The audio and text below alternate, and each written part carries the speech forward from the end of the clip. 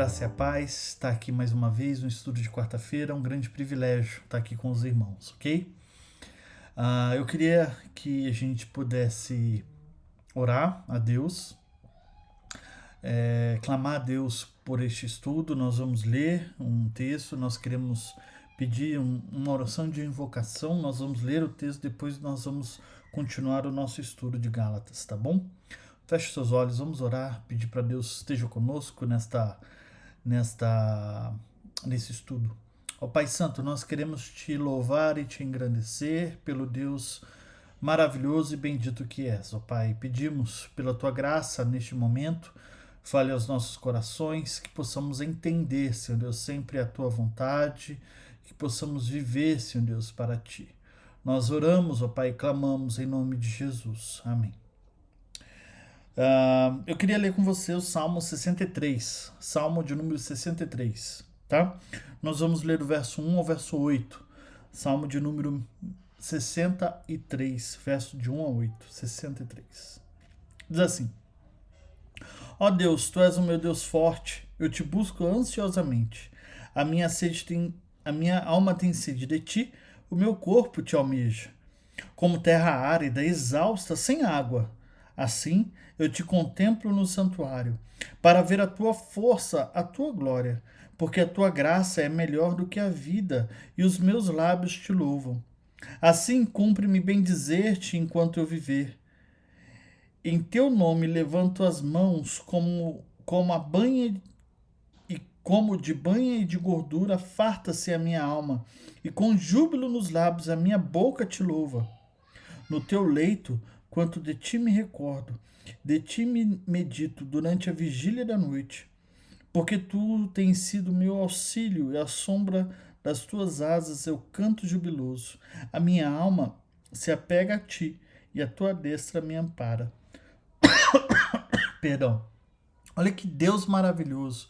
Esse salmo, para mim, é um salmo que toca muito ao meu coração, que mostra essa vontade do salmista e essa confiança no salmista diante de quem Deus é e o que Deus faz por ele.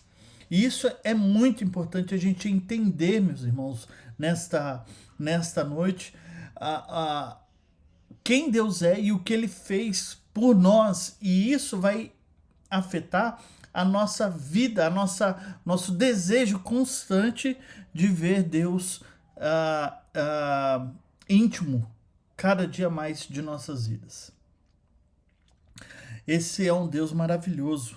Esse é o Deus onde que a nossa alma, né, anela, a nossa alma deseja estar com Ele. Nós vamos fazer uma oração de adoração a esse Deus e ao mesmo tempo pedir perdão pelos nossos pecados. Feche seus olhos. Ó Pai Santo, nós te louvamos, ó Pai, pelo Deus maravilhoso que o Senhor é. Obrigado, Senhor Deus, porque o Senhor tem sido Deus presente, o Senhor tem sido um Deus atuante em nossas vidas, Senhor Deus.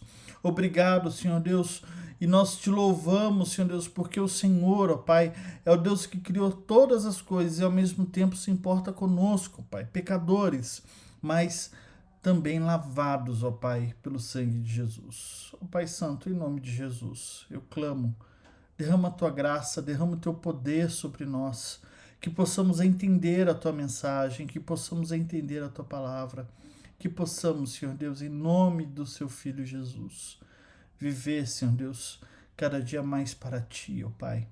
Que a nossa alma anela, Senhor Deus, anele cada dia mais a tua presença. Ó Pai Santo, em nome de Jesus eu clamo o perdão de nossos pecados. Mesmo o Senhor sendo um Deus tão maravilhoso, tão santo, o Senhor olha para nós e perdoa os nossos pecados. E pedimos que o Senhor perdoe, que o Senhor jogue no mar de esquecimento nossos pecados, para que então possamos chegar diante do teu altar e da tua graça. Oramos, ó Pai, confiando em ti, em nome de Jesus. Amém. Amém. Meus irmãos, nós vamos continuar o estudo dessa noite do livro de Gálatas, tá? Livro de Gálatas. Nós vamos fazer agora do capítulo 1, do verso 10. O nosso texto, na verdade, vai do 10 ao do capítulo 1 do verso 10 ao capítulo 2, verso 21. Nós não vamos abranger tudo isso. Então, nós vamos falar, então, basicamente do capítulo 10, do capítulo 1, verso 10, até o capítulo 2, verso 10, tá? Basicamente, a gente vai se ater nesse texto, tá bom? Vamos lá. Gálatas, capítulo 1, verso 10 em diante. Porventura procuro eu agora o favor dos homens ou de Deus? Ou procuro agradar a homens? Se agradasse ainda mais a homens, não seria servo de Cristo. Faço-vos, porém, saber, irmãos, que o evangelho por mim anunciado não é segundo o homem, porque eu não o recebi, nem o aprendi de homem algum, mas diante revelação de Jesus Cristo. Porque ouvistes qual foi o proceder outrora do judaísmo, como sobremaneira perseguia eu a igreja de Deus e a devastava. E na minha nação, quando ao judaísmo avantajava-me a muitos da minha idade, sendo extremamente zeloso das tradições dos meus pais. Quando, porém, ao que me separou antes de eu nascer e me chamou pela sua graça, aprove revelar seu filho a mim, para que eu pregasse entre os gentios sem detença, não consultei carne e sangue. Nem subi a Jerusalém para que já eram apóstolos antes de mim, mas partira as regiões da Arábia e voltei outra vez para Damasco. Decorridos 3 anos, então subi a Jerusalém para avistar-me com Cefas e permaneci com ele 15 dias. E não vi outros apóstolos, senão Tiago, irmão de Jesus. Ora, acerca do que vos escrevo, que diante de Deus testifico e não minto. Depois fui para as regiões da Síria e da Cilícia, e não era conhecido de vista das igrejas da Judéia que estavam em Cristo. Ouviam somente dizer: aquele que antes nos perseguia, agora prega a fé que outrora procurava destruir, e glorificavam a Deus a meu respeito. Bom, como eu disse, o livro, né, de Gálatas, né, ele vem testificar e vai mostrar para nós que alguns irmãos de Gálatas estavam deixando o evangelho do Senhor Jesus, estavam indo para outro evangelho, um outro evangelho que é contrário ao que a Bíblia nos ensina. E agora, nesse período, Paulo, no capítulo 1, verso 10, até o capítulo 2, verso 21, ele vai tratar como se fosse um testemunho dele. Sabe aquele momento que muitas igrejas dão um testemunho de fé? Vai abrir para os irmãos para dar esse testemunho? É isso que acontece aqui no capítulo 1, verso 10, ao capítulo 2, verso 21. Seria o testemunho compartilhado da fé e de como, né, Paulo se converteu, um testemunho dele para a igreja. Paulo relata a sua conversão e experiências cristãs iniciais aqui. Como aconteceu, como foi a sua vida logo depois da sua conversão. O que aconteceu ali? Isso acontece, meus irmãos, como forma para fortalecer e para dizer ali para o povo quem é Paulo e qual é a mensagem que ele está pregando. Paulo então diz que como se tornou cristão. E ele está se defendendo aqui porque no verso 7 do capítulo 1, vamos dizer aqui, olha, o qual não é outro senão o que alguns de vós perturbam. Ele está dizendo aqui contra esse alguns aqui, contra essas pessoas que estão se levantando e fazendo acusações não somente contra Paulo, mas contra o evangelho pregado por Paulo. Então Paulo aqui, ele faz esse histórico para refutar essas pessoas. E ele traz algumas refutações interessantes. Por exemplo, ele refuta aqui a mensagem do evangelho por meio de... A conversão dele chegou por meio de uma reflexão, de um raciocínio ou de pensamentos próprios desse evangelho tão maravilhoso que ele pregou. Então ele está dizendo aqui para nós, a partir, por exemplo, do verso 13 e verso 14, que a sua conversão não veio de uma reflexão, de um raciocínio, de pensamentos próximos. Não veio da razão dele. Olha só. Porque ouvistes qual foi o proceder outrora do judaísmo, como sobremaneira perseguia a igreja de Deus e a devastava. E ele continua falando da nação, que ele era uma pessoa muito estudiosa, né?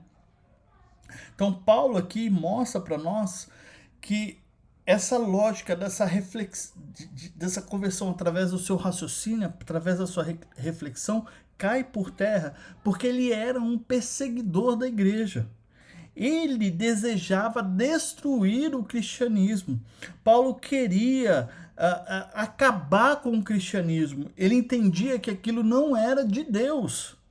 Não houve nenhum processo gradual de análise, de discussão, para que Paulo entendesse o evangelho, porque ele era perseguidor. Ele mostra aqui para nós, no verso 13, que ele desejava devastar o evangelho. Não havia uma mensagem cristã que Paulo... Não havia como a mensagem cristã de Paulo ser produto do seu próprio raciocínio, porque ele perseguia. A gente tem que lembrar, meus irmãos, algo bem interessante, que Paulo perseguia ao ponto dele viu um homem ser apedrejado e não fez nada. Mártir, o primeiro mártir da igreja, Estevão. Paulo estava ali, estava vendo e não fez nada, meus irmãos. E quando ele se converte, as pessoas ficam receosas, com medo, desconfiadas de que ele tinha se convertido mesmo, por causa das perseguições que ele cometia. Ele era aquele cara que perseguia a igreja e tinha o plano de destruir a igreja. Então não tem como a sua conversão vir de um planejamento, de um raciocínio, de um estudo dele, né? Em Atos capítulo 9, versos de 1 a 9, vemos que o próprio Cristo ressurreto encontra Paulo. Ali não foi um transe. Paulo não entrou em transe ali em Atos 9. Paulo não teve um sonho ali em Atos 9. Foi uma experiência, e eu vou usar essa palavra com muito cuidado, mas eu quero que vocês entendam comigo. Não foi uma experiência mística no sentido de como se ele estivesse tomando um chá alucinógeno ou algo parecido, mas foi místico em relação à presença de Deus, tá? Do próprio Jesus, melhor dizendo. Então, não foi uma situação... Paulo não se converteu através do seu estudo, Paulo não se converteu através de um transe ou de um chá alucinógeno, mas teve uma experiência real com Cristo Jesus. Místico que eu vou trabalhar aqui de algo transcendente, melhor dizendo. Foi uma experiência transcendente. Porque a palavra místico traz alguns conceitos, né, complicados, mas pense que ali Paulo ele teve uma experiência transcendente, teve uma experiência completamente diferente de uma visão alucinógica de transe ou de sonho, mas também não foi algo ali que ele estava sentado, meditando e fazendo os prós e os contras de se converter. Tá? Então Paulo refuta isso. Paulo, em segundo ponto, ele mostra e enfraquece a afirmação, refuta a afirmação que a mensagem do evangelho foi derivada de terceiros. Olha o verso 16 e 17.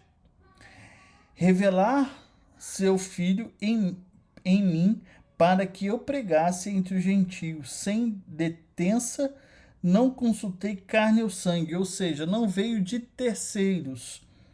Mas ele diz no verso 17: nem subi a Jerusalém para que os que já eram apóstolos antes de mim, mas parti para as regiões da Arábia e voltei outra vez para Damasco. Ou seja,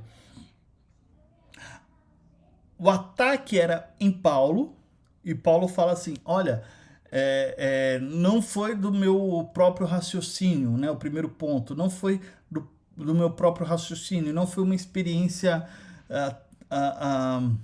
de chá alucinógeno, foi uma experiência real, transcendente, que eu vi Cristo ali ressurreto. Não, a mensagem que eu estou anunciando não é uma mensagem vinda de terceiros, mas se o próprio Jesus aparece para ele.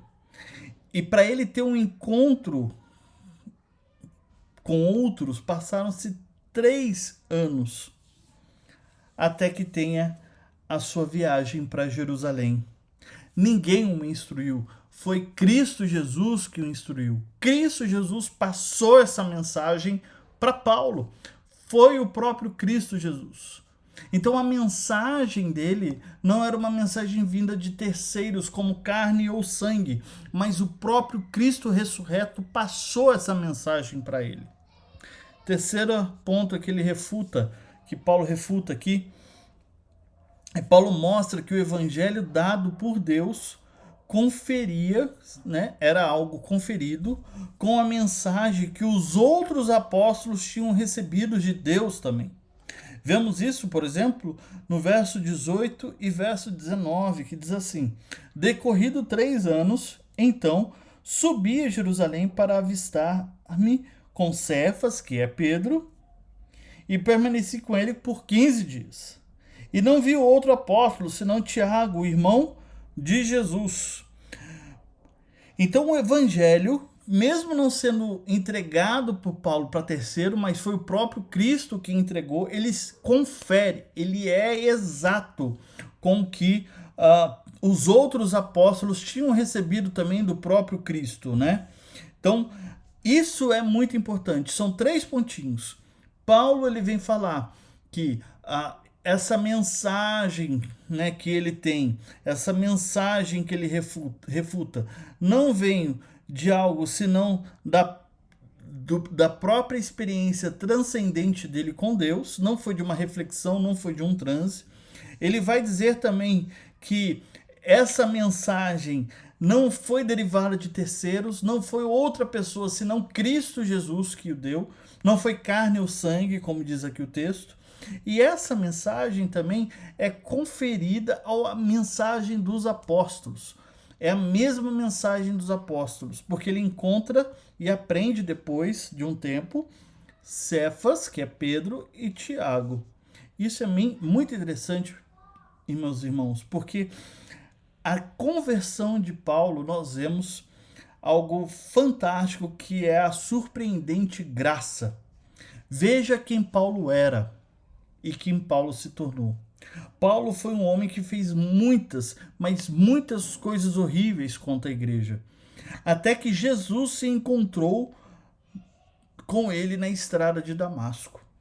Paulo também era um homem responsável por muitos feitos religiosos. Passou anos buscando viver de acordo com as tradições e costumes judaicos. O zelo em relação à sua justiça moral ultrapassava muitos da sua idade. Olha só o que ele diz aqui, no verso 14. E na minha nação, quanto ao judaísmo, avantajava-me a muitos da minha idade, sendo extremamente zeloso das tradições do meu país. Tradição dos meus pais, perdão. Isso aqui, meus irmãos, é muito importante, porque nós vemos aqui que o evangelho ele não é uma religião meramente moral. tá? Isso é muito importante. O evangelho não é uma religião meramente moral. Não é, meus irmãos. Não basta você ser bom pai, bom filho, bom funcionário, bom chefe, bom pagador de imposto. Não basta isso. O evangelho não veio trazer moralidade para nós. Não é isso, meus irmãos. Se for isso, cumpra os mandamentos, que está tudo certo. O evangelho não veio trazer moralidade. O evangelho é muito mais do que a moral. Isso acontece em muitos lugares, né, dos países europeus, por exemplo. Eles falam, por que nós queremos, nós precisamos do evangelho? Porque nós temos justiça aqui, nós temos condições de se viver, nós cuidamos do ambiente todo, somos bem protegidos, acolhemos as pessoas, temos trabalhos sociais fortes com a população, o governo, não há pobres ali, os que são acolhidos, poucos que têm são acolhidos. Há uma noção de justiça social e moral muito grande em muitos países de primeiro mundo. Mas o cristianismo, o evangelho, não é uma religião moral, basicamente. Não é, tá? Isso a gente precisa entender, meus irmãos, porque a gente está arraigado, grandemente alicerçado em valores morais. E a gente pensa que ser cristão é viver esses valores. E não é. Não é. Nós precisamos ter um encontro transcendente com Cristo Jesus.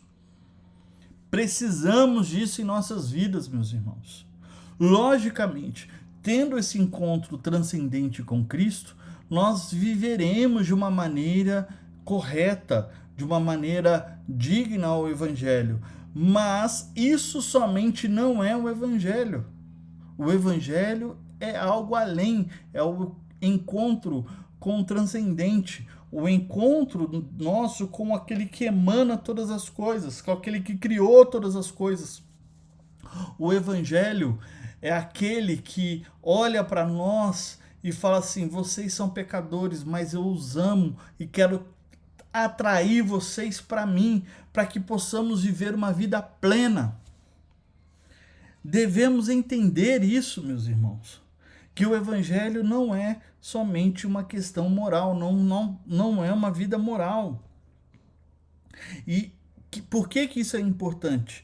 Porque aqueles alguns ditos lá no verso 7, né, que está deturpando o evangelho, queriam que os cristãos gentios vivessem também de uma maneira para guardar as leis mosaicas relacionadas ao alimentos e roupas, por exemplo, com a circuncisão, por exemplo. E é importante lidar aqui, entender, meus irmãos, que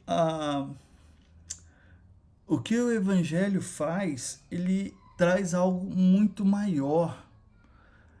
Não é uma vida moral, não é uma vida que cumpre leis, não é isso, tá?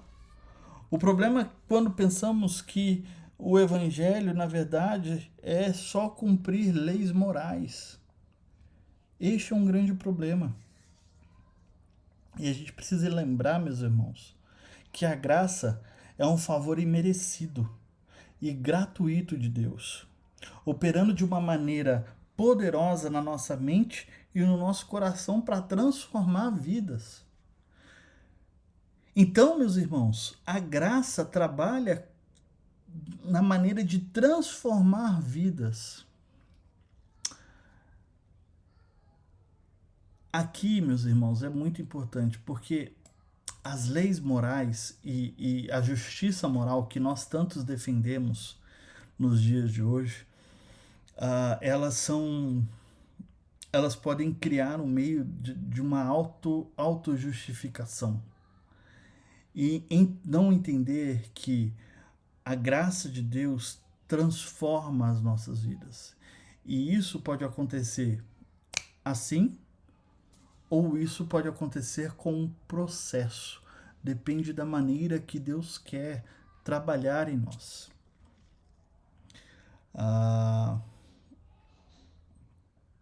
Eu creio que a conversão muitas vezes é um processo.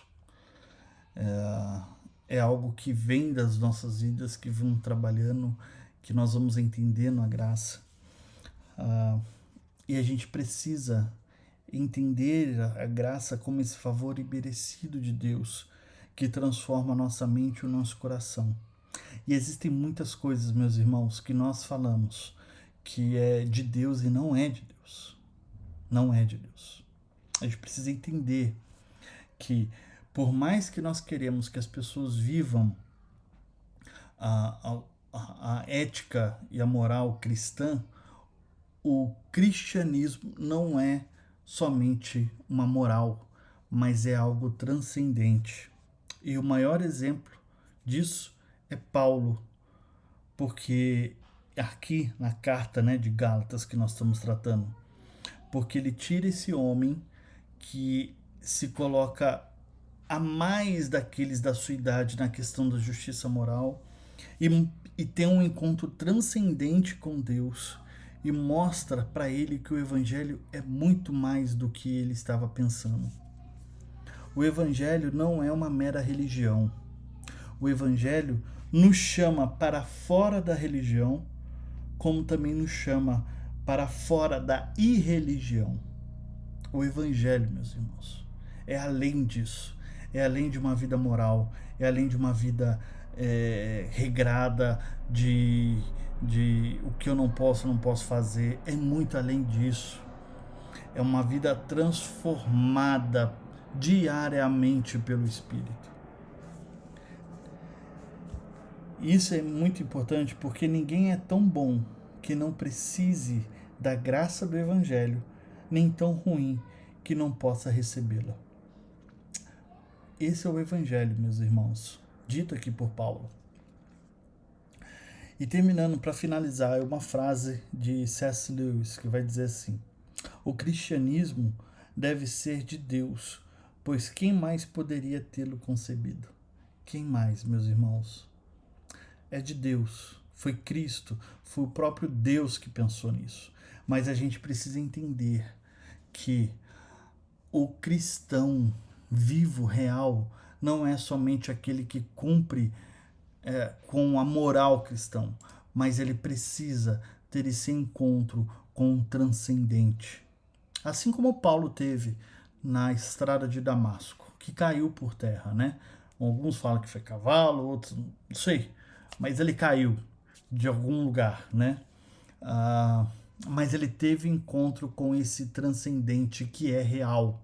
Não é algo, um sonho, não é algo imaginário, não é algo de um chá alucinógeno, não veio do seu raciocínio lógico, mas é transcendente e real, que é muito além do que uma vida moral. Paulo está mostrando para nós esse evangelho da graça, que nos chama para fora da religião, mas também nos tira da irreligião. É aquele que nos faz acalmar o nosso coração e entender que na minha vida, todos os dias, eu preciso dessa transformação, dessa graça imerecida. Que Deus nos abençoe, que possamos entender realmente esse evangelho da graça, esse evangelho que vai bem além de éticas, de morais, mas é um encontro com o eterno. Que Deus abençoe, meus irmãos. Vamos orar? Ó Pai, obrigado pelo dia, obrigado pelo sustento, obrigado porque o Senhor nos ama de uma maneira fantástica e maravilhosa. Obrigado, Senhor Deus, porque em Ti temos o amparo, Pai. Temos o amparo de nossas vidas. Eu clamo, Senhor, em nome de Cristo Jesus, que o Senhor derrame Tua graça, Senhor Deus, sobre a Tua igreja. Que o Senhor cuide, Senhor, daqueles que são pobres, daqueles que são necessitados, naqueles que estão distantes de Ti, ó Pai. Em nome de Jesus, ó Pai, fortalece, Senhor Deus, o Teu povo, fortalece, Senhor Deus, a Tua igreja, a cada dia, Senhor Deus, para que possamos amar e servir a Ti e viver, Senhor Deus, não somente uma vida ética e moral, mas uma vida face a face com Deus Todo-Poderoso, o transcendente, o outro, mas que é real. Em nome de Jesus. Amém. Deus abençoe, meus irmãos. Forte abraço.